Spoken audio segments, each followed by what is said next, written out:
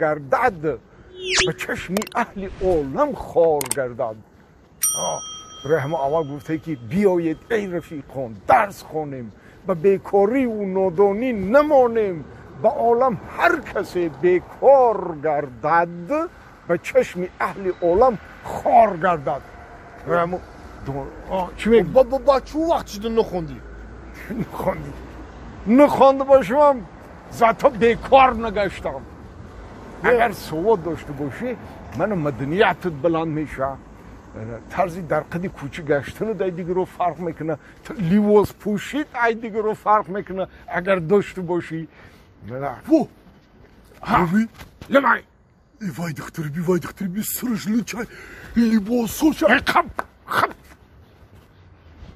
ای دیگه نگاه نکن طرف پشت رو اوسه نگاه کرده برو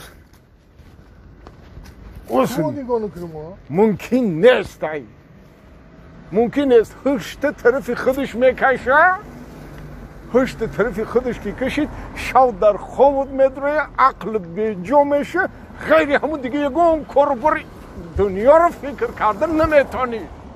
با چی بگم چیکار کنم با؟ برای که دیدی در توبه که دست بگیره بم بگی توبه که از استغفرالله بگو توبه که خیلی توبه که توبه رو توسه کردم توبه کردم بگو توبه کردم ای هد تو پلنگ جان میگن که نصیحت گوش کن جانا که از جان دوستتر دارند جوانانی سعادتمند پندی پیری دونارا پندی پیری دونارا.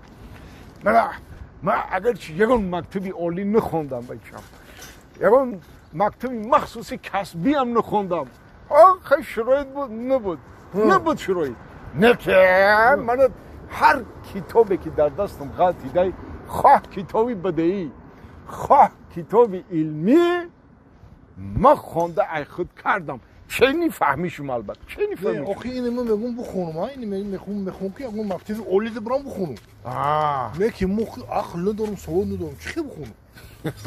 تو پلنگ اون مکتبای عالی رو برای تو نساختیم.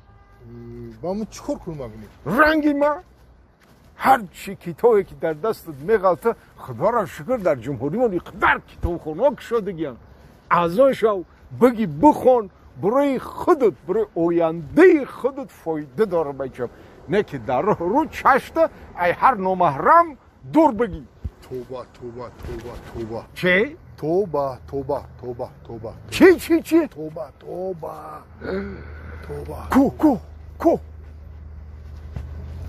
کو دروغ گفتم ها؟ دروغ گفتم.